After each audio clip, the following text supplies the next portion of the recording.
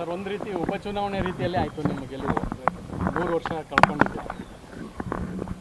ಭಾಳ ಹೋರಾಟದ ನಡುವೆ ನಾನು 3 ವರ್ಷಗಳ ಸತತ ಹೋರಾಟವನ್ನು ಮಾಡಿದ ನಂತರ ನನಗೆ ಮೊನ್ನೆ ಜಯ ಸಿಕ್ಕಿದೆ. ನಾನು 2023 ಮೇ 13 ಸಂಜೆ 4:45 5 ಗಂಟೆ 20 ನಿಮಿಷದ ನಡುವೆ 2 ಅರ್ಜಿಗಳನ್ನು ರಿಟರ್ನಿಂಗ್ ಆಫೀಸರಿಗೆ ಕೊಟ್ವಿ. ಈ ಎಣಿಕೆ ಸರಿಯಾಗಿಲ್ಲ, ಇದರಲ್ಲಿ ಮರು ಎಣಿಕೆಯನ್ನು ಮಾಡಬೇಕು ಅಂತ. ಈ ದೇಶದ ಕಾನೂನಿನ ಪ್ರಕಾರ ಅತಿ ಕಡಿಮೆ ಮತದ ಸೋಲಾದರೆ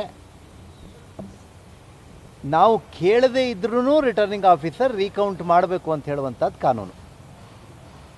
ಮಾಡಲೇಬೇಕು ಅಂತಿಲ್ಲ, ಮಾಡಬಹುದು ಅವರು, ಆದರೆ ನಾವು ಕೇಳಿದಾಗ ಕಂಪಲ್ಸರಿಯಾಗಿ ಅವರು ಮಾಡಲೇಬೇಕು.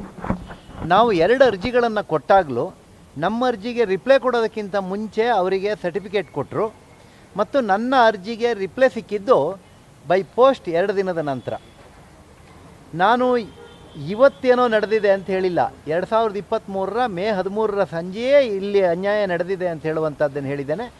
ಮತ್ತು 45 ದಿನದ ಮುಂಚಿತವಾಗಿ ಕೇಸನ್ನು ನಾನು ದಾಖಲು ಮಾಡಿದ್ದೇನೆ. ಹಾಗಾಗಿ ಅದು ಎಲೆಕ್ಷನ್ ಪಿಟಿಷನ್ ಆಗಿ ರಿಯಾಕ್ಟ್ ಆಗಿದೆ. ಕರ್ನಾಟಕ ಹೈಕೋರ್ಟಲ್ಲಿ ನಡೆದಂಥ ಕೇಸಿಗೆ ಇದನ್ನು ವಜಾಗೊಳಿಸಬೇಕು ಅಂಥೇಳಿ ಪ್ರಯತ್ನ ನಡೆಸಿದರು. ಇಲ್ಲಿ ಕೇಸ್ ವಜಾ ಆಗಲಿಲ್ಲ. ಸುಪ್ರೀಂ ಕೋರ್ಟಿಗೆ 2 ಬಾರಿ ಹೋಗಿದ್ದರು, ಅಲ್ಲಿಯೂ ವಜಾ ಆಗಲಿಲ್ಲ. ಮತ್ತೆ ಹೈಕೋರ್ಟಲ್ಲಿ ವಜಾಕ್ಕೆ ಹಾಕಿದ್ರು. 3 ಬಾರಿ ಹೈಕೋರ್ಟಲ್ಲಿ ಹಾಕಿದ್ರು, 2 ಬಾರಿ ಸುಪ್ರೀಂ ಕೋರ್ಟಲ್ಲಿ ಹಾಕಿದ್ರು.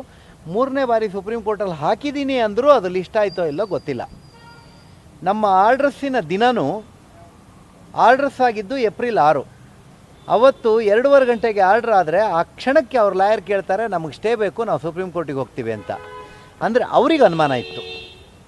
ಅವ್ರಿಗೆ ಅನುಮಾನ ಇದ್ದಿದ್ದರಿಂದನೇ ಅವರು ಸುಪ್ರೀಂ ಕೋರ್ಟಿಗೆ ಹೋಗ್ತಾನೆ, ಸ್ಟೇ ಕೊಡಿ, ಇದನ್ನು ಕೇಳ್ತಾಯಿದ್ರು. ಈಗ ಮೊನ್ನೆ ಗೆಲುವಾಗಿದೆ. ಮೊನ್ನೆ ಬೆಳಗ್ಗೆಯಿಂದ ಸಂಜೆ ತನಕ ಕೌಂಟಿಂಗ್ ನಿಲ್ಲಿಸಿ ಅಂತಲೇ ಜಗಳ. ಮಧ್ಯದಲ್ಲಿ 2:45 ಗಂಟೆಗೆ ಒಂದು ಸರಿ ಎಲ್ಲ ಸರಿ ಇದೆ ಅಂತೇಳಿ ವಿಜಯೋತ್ಸವವನ್ನು ಮಾಡಿದ್ರು. ವಿಜಯೋತ್ಸವ ಯಾಕೆ ಮಾಡಿದ್ರು ಅನ್ನೋದು, ಕೌಂಟಿಂಗೇ ಮುಗಿಯೋ ಮುಂಚೆ ವಿಜಯೋತ್ಸವ ಮಾಡ್ತಾರೆ ಅಂದರೆ ಮಾನಸಿಕವಾಗಿ ನಮ್ಮನ್ನು ಇದು ಮಾಡೋ ತಂತ್ರನ ಇಲ್ಲ ಅದಕ್ಕೆ ಇದು ಮುಗಿದೋಯ್ತು ಅಂತ ನಾವು ಕೈ ಬಿಟ್ಟು ಹೋಗಿಬಿಡೋಣ ಅಂತ ಯೋಚನೆ ಮಾಡಿದ್ರೋ ಗೊತ್ತಿಲ್ಲ. ಆದರೆ ಮಧ್ಯರಾತ್ರಿ 2:30 ತನಕ ಕೌಂಟಿಂಗ್ ಆಗಿದೆ. ಅಲ್ಲಿ ನನಗೆ ಜಯ ಆಗಿದೆ. ಅವರು ಹೇಳ್ತಾ ಇರುವಂಥ ಆರೋಪ ಏನು ಅಂತೇಳಂದರೆ, ಅವರಿಗೆ ಬಂದ ಮತಗಳನ್ನು ರೈಟ್ ಆಗಿ ಡಬಲ್ ಮಾರ್ಕಿಂಗ್ ಆಗಿದೆ, ಅದಕ್ಕಾಗಿ ಇದು ಟ್ಯಾಂಪರಿಂಗ್ ಆಗಿದೆ. FIR ಮಾಡಿದ್ದಾರೆ ನಿನ್ನೆ. ಅವರಿಟ್ಟಿರೋ ಸೆಕ್ಯೂರಿಟಿ ರೂಮ್ ಒಳಗಡೆ ನಾವು ಹೋಗಿ ಟ್ಯಾಂಪರಿಂಗ್ ಮಾಡಿದ್ದೀವಿ ಅಂಥೇಳಿ ಹೇಳ್ತಾ ಇರುವಂಥದ್ದನ್ನು ಕೇಳ್ತಾ ಇದ್ದೀನಿ. ನಾವು ಮೇ 13ಕ್ಕೆ ಹೇಳಿದ್ದೇನು ಅಂದರೆ 2023ರಲ್ಲಿ ನೀವು ಪೋಸ್ಟಲ್ ಬ್ಯಾಲೆಟ್ಗಳನ್ನು ಬೆಳಿಗ್ಗೆ 8 ಗಂಟೆಯಿಂದ 9-9:30 ಮಧ್ಯದಲ್ಲಿ, ನಿಮಗೂ ಗೊತ್ತು, ನಿಮ್ಮ ಟಿ ವಿನಲ್ಲಿ ಅದೇ ಬರ್ತಾ ಇರ್ತದೆ, ಈಗ ಅಂಚೆ ಮತಪತ್ರಗಳ ಎಣಿಕೆ ನಡೆಯುತ್ತಿದೆ, ಈಗ ಅದು ಮುಗೀತು ಅಂತ. ಇವರು ಬೆಳಿಗ್ಗೆ ಸ್ಟಾರ್ಟ್ ಮಾಡಿದವರು ಸಂಜೆ 4:45 ಗಂಟೆ ತನಕ ಅಂಚೆ ಮತಪತ್ರದ ಕೌಂಟಿಂಗ್ ಯಾಕೆ ಇಟ್ಕೊಂಡಿದ್ರು, ಇದನ್ನೇ ನಾವು ಕೋರ್ಟಲ್ಲಿ ಕೇಳಿದ್ದು. ಕೋರ್ಟಲ್ಲಿ ಅವರೂ ಒಪ್ಕೊಂಡಿದ್ದಾರೆ, ಹೌದು ನಾನು ಅದನ್ನು ಲೇಟಾಗಿ ಮುಗಿಸ್ದೆ, ನಾನು ಸಾಯಂಕಾಲಕ್ಕೆ ಮುಗಿಸ್ದೆ ಅದನ್ನು ಅಂತ. ಅಷ್ಟೊತ್ತು ತನಕ ಇಟ್ಕೊಂಡಿದ್ದರ ಪರಿಣಾಮ ರಾಜ್ಯದಲ್ಲಿ 135 ಸೀಟ್ ಬಂದಿದ್ದರ ಪರಿಣಾಮ ಇವ್ರಿಗೆ ಅನಿಸ್ಬಿಡ್ತು, ಅವರು ಮನುಷ್ಯರಲ್ಲ, 136ನೇದು ನಾನೊಂದು ಕಳಿಸಿದ್ರೆ ಅಂಥೇಳಿ ಅವರಿಗೆ ಕಡಿಮೆ ಬಂದ ಮತಗಳನ್ನು ಇನ್ವೆಲಿಡ್ ಆಗಿ ಅಂದರೆ ಮಲ್ಟಿಪಲ್ ಮಾರ್ಕ್ ಆಗಿ ಇದ್ದಂಥ ಬಂಡಲ್ಗಳನ್ನು ಎತ್ತಿ ಅವರಿಗೆ ಟಾಪಪ್ ಫುಲ್ ಮಾಡಿ ಗೆಲ್ಲಿಸಿದ್ದಾರೆ. ಕೌಂಟಿಂಗಿಗೆ ಹೋದಾಗ 25-25 ಇನ್ವ್ಯಾಲಿಡ್ ಬರ್ತಾ ಇತ್ತು ಅಂದರೆ, ನೀವು ಹಾಕಿರೋದೇ ಇನ್ವ್ಯಾಲಿಡ್ ಬಂಡಲ್ ಆದರೆ ಅದು ಅದೇ ಬರುತ್ತೆ, ಬೇರೆ ಬರೋಕ್ಕೆ ಸಾಧ್ಯ ಇಲ್ಲ. ಈ ಕಂಪ್ಲೇಂಟನ್ನು ನಾವು ಮಾಡಿದ್ದು ಯಾವತ್ತು ಅಂದರೆ 2023 ಮೇ 13ಕ್ಕೆ. ಹಾಗಾಗಿ ನನಗೆ ನ್ಯಾಯ ಸಿಕ್ಕಿದೆ. ಅವರು ಮತ್ತೆ ಹೇಳ್ತಾ ಇದ್ದಾರೆ, ಈ ಇದರಲ್ಲಿ ಏನು FIR ಮಾಡಿದ್ದಾರೆ ಅದು ಕಾನೂನು ಬಾಹಿರವಾಗಿದೆ. ಮತ್ತು ಈಗ ನಾನು ಮಾಧ್ಯಮದಲ್ಲಿ ಟಿ ವಿಯಲ್ಲಿ ನೋಡ್ತಾ ಇದ್ದೆ, ಅಲ್ಲಿ ಷಡ್ಯಂತ್ರ ಆಗಿದೆ, ನಾವು ಕರ್ನಾಟಕ ಸರ್ಕಾರದಿಂದ ಎನ್ಕ್ವೈರಿ ಮಾಡ್ತೀವಿ. ಕರ್ನಾಟಕ ಸರ್ಕಾರದಿಂದ ನೀವು ಎನ್ಕ್ವೈರಿ ಮಾಡೋಕ್ಕೆ ಚುನಾವಣಾ ಆಯೋಗ ಮಾಡಬೇಕಾಗಿರೋ ಕೆಲಸ ಅದು. ನೀವು ನಮ್ಮನ್ನು ಬೆದರಿಸುವಂಥ ಕಾರ್ಯಕ್ರಮ ಮಾಡೋದು ಇವೆಲ್ಲ ಮಾಡಬೇಡಿ. ದಯವಿಟ್ಟು ನೀವು ನಮಗೂ ಮಂತ್ರಿ, ನೀವು ನಮಗೂ ಉಪಮುಖ್ಯಮಂತ್ರಿ ಇದ್ದೀರಿ, ನಿಮಗೆ ನಾನು ಕೈ ಮುಗಿದು ಹೇಳ್ತೇನೆ, ಈ ಥರದ ಹಠನೆಲ್ಲ ಕೈ ಬಿಡಿ. ನೀವೀಗ ನಾನು ಗೆಲುವಾಗಿದೆ, ಕ್ಷೇತ್ರದ ಅಭಿವೃದ್ಧಿಗಾಗಿ ಕೆಲಸ ಮಾಡೋಣ ಅಂಥೇಳಿ ಅವ್ರ ಹತ್ರ ಕೇಳ್ತೇನೆ. ಅವ್ರು ಹೇಳಿದ್ದಾರೆ ಸರ್, ನೀವು ಮೊದಲಿಂದನೂ ಆಸ್ತಿ ಇಟ್ಕೊಂಡು ಕಿರುಕುಳ ಕೊಡ್ತಿದ್ರಂತೆ, ತೊಂದರೆ ಕೊಡ್ತಿದ್ರಂತೆ, ದೊಡ್ಡ ಮಟ್ಟದ ಕೈ ಮಾಡಿದ್ದಾರೆ ಮಾತನಾಡಿ ಡಿ ಕೆ ಶಿವಕುಮಾರ್ ಹೇಳಿದ್ದಾರೆ ಸರ್. ಅಲ್ಲ, ಈಗ ನನಗೆ ಅರ್ಥ ಆಗದೆ ಇರೋ ಸಬ್ಜೆಕ್ಟ್ ಇದೆ. ಈಗ ಸ್ಟ್ರಾಂಗ್ ರೂಮ್ ಬೆಳಗ್ಗೆ 7 ಗಂಟೆಗೆ ಓಪನ್ ಮಾಡಿದಾಗ ಅದರ ಫ್ರಂಟ್ ಡೋರಿನ 2 ಬೀಗಗಳು ಇಂಟ್ಯಾಕ್ಟ್ ಇತ್ತು, ಕ್ಲಿಯರ್ ಇತ್ತು. ಒಳಗೆ ಎಂಟ್ರಿ ಆದ ಕೂಡಲೇ ನಾನು ಕೇಳಿದೆ, ಇದೇನು ಈ ಟ್ರಂಕ್ಗಳೆಲ್ಲ ಈ ಥರ ಬಿದ್ದಿದ್ದಾವಲ್ಲ ಅಂತ.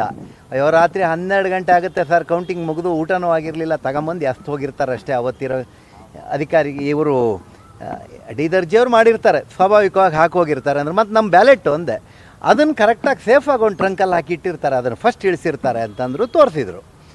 ಅಲ್ಲಿ EVMಗಳನ್ನು ಇಟ್ಟು ಅದರ VVPATಗಳ ಟ್ರಂಕ್ ಇದಾವಲ್ಲ ಅದರೊಳಗಡೆ. ನಾನು ಕೇಳಿದೆ, ಅಲ್ಲ ರೀ, ಇವಕ್ಕೂ ಯಾವಕ್ಕೂ ಬೀಗ ಎಲ್ಲ ಒಡ್ಕೊಂಬಿದ್ದಂಗೆ ಇದಾವಲ್ರಿ ಅಂದೆ. ಇವತ್ತು ನಿಮ್ಮದು ಆ ಸಬ್ಜೆಕ್ಟೇ ಅಲ್ಲಲ್ಲ ಸರ್, ನಿಮ್ಮ ಸಬ್ಜೆಕ್ಟ್ ಇಷ್ಟೇ ಅಲ್ಲ ಅಂದರು. ಬಟ್ ಅದು ವಿಡಿಯೋಗ್ರಫಿಯಲ್ಲಿದೆ, ಅವಕ್ಕೆಲ್ಲ ಬೀಗ ಇಲ್ಲದೆ ಇರೋದು. ಇವೆಲ್ಲ ಇದ್ವಲ್ಲ, ಈ ಬೀಗ ಇಲ್ಲದೆ ಇರೋವು, ಈ ಥರದವು. ಇವು ಯಾವುವು ಅಂದರೆ ಈ ತೆಗೆದಿದ್ದ ಕವರ್ಗಳು, ಆಮೇಲೆ ಅವೇನು ಶಾಸನಬದ್ಧವಾದಂಥ ಎಂಥವು ಫಾರಮ್ಗಳು, ಈ ಥರದವು ಅಂತ ಬಂಡಲ್ ಕಟ್ಟದ ಇದನ್ನು ಟ್ರಂಕ್ಗಳೆಲ್ಲ ಹಾಕಿಟ್ಟಿದ್ರು. ಡಿ ಕೆ ಶಿವಕುಮಾರ್ ಅವ್ರ ನೇರ ಆರೋಪ, ಈ ಥರ BJP ಇಂಥ ಒಂದು ಪರಿಸ್ಥಿತಿ ಇಲ್ಲಿಗೆ ಇದು ಮಾಡ್ತಾರೆ ಅನ್ನೋದು. ಒಂದು ಕಡೆ ರಾಜ್ಯದಲ್ಲಿ ಸರ್ಕಾರ ಅದು ಕಾಂಗ್ರೆಸ್ಸು, ಮತ್ತೊಂದು ಕಡೆ ತೀರ್ಪು ಕೊಟ್ಟಿರೋದು ಕೋರ್ಟು. ಸೊ ಎರಡನ್ನೂ ಕೂಡ ವ್ಯಂಗ್ಯ ಮಾಡ್ತಾರೆ, ಇಷ್ಟು ಕ್ರಿಮಿನಲ್ ಆಗಿ ವರ್ತಿಸ್ತಾರೆ ಅನ್ನೋಂಥದ್ದು ಗೊತ್ತಿಲ್ಲ. ಡಿ ಕೆ ಶಿವಕುಮಾರ್ ನೇರವಾಗಿ ಅವ್ರು ಹೇಳ್ತಾ ಇದ್ದಾರೆ, ಅವ್ರು ಯಾಕೆ ಹಂಗೆ ಹೇಳ್ತಾರೆ ಅನ್ನೋದೇ ನನಗೆ ಅರ್ಥ ಆಗ್ತಾ ಇಲ್ಲ. ಈಗ ಅವರು ನನಗೆ BJPಯವರು ಈ ರೀತಿ ವರ್ತನೆ ಮಾಡ್ತಾರೆ, ಅವ್ರ ಸರ್ಕಾರ ಅವ್ರದ್ರೊಳಗೆ ಇಟ್ಕೊಂಡಿದ್ವಿ ಅನ್ನೋದನ್ನು ಅವರು ಮರ್ತಿದ್ದಾರೆ. ಮತ್ತು ಅದರೊಳಗಡೆ ನಾನು ಹೋಗಿ ಟ್ಯಾಂಪ್ರಿಂಗ್ ಮಾಡಿ ಬಂದೆ ಅಂತೇಳಂದರೆ 24/7 ಅದಕ್ಕೆ CC ಕ್ಯಾಮ್ರಾ ಇದೆ, ಅದಕ್ಕೆ ಪೊಲೀಸ್ ಕಾವಲು ಹಾಕಿದ್ದಾರೆ, ಅದಕ್ಕೆ ರೊಟೇಷನ್ನಲ್ಲಿ 24 hours ಅಲ್ಲಿ ಪೊಲೀಸ್ ಕಾವಲಲ್ಲಿ ಕೆಲಸ ಮಾಡುತ್ತೆ. ಶಿವಕುಮಾರ್ ಸಾಹೇಬರು ಯಾಕೆ ಹಿಂಗೆ ಹೇಳ್ತಾ ಇದ್ದಾರೆ ಅಂತ ನನಗೆ ಅರ್ಥ ಆಗಿಲ್ಲ. ನನಗೆ ಅವ್ರು ಈ ರೀತಿ ಹೇಳ್ತಾ ಇರೋದಕ್ಕೆ ನಾನು ಅವರಿಗೆ ಕೈ ಮುಗಿದು ಕೇಳ್ತೇನೆ, ಹಿಂಗೆ ನಿಮ್ಮಂಥ ಹಿರಿಯರು ಹಿಂಗೆ ಹೇಳಬಾರ್ದು ಅಂತ. ಹೋಗಲಿ ಸರ್, ಕೋರ್ಟಲ್ಲಿ ಏನಾಗುತ್ತೆ ಫೇಸ್ ಮಾಡೋದು ಮಾಡಬೇಕಲ್ಲ. ಈಗ ನ್ಯಾಯಾಲಯದಲ್ಲಿ ನ್ಯಾಯ ಸಿಗುತ್ತೆ. ಕ್ಷಣ ಕ್ಷಣದ ಸುದ್ದಿಗಳಿಗಾಗಿ ಫ್ರೀಡಂ ಟಿವಿ ಸಬ್ಸ್ಕ್ರೈಬ್ ಮಾಡಿ, ಲೈಕ್ ಮಾಡಿ ಹಾಗೂ ಫಾಲೋ ಮಾಡಿ. ಹೊಸ ಸುದ್ದಿಗಳ ನೋಟಿಫಿಕೇಶನ್ಗಾಗಿ ಬೆಲ್ ಐಕಾನ್ ಮೇಲೆ ಕ್ಲಿಕ್ ಮಾಡಿ.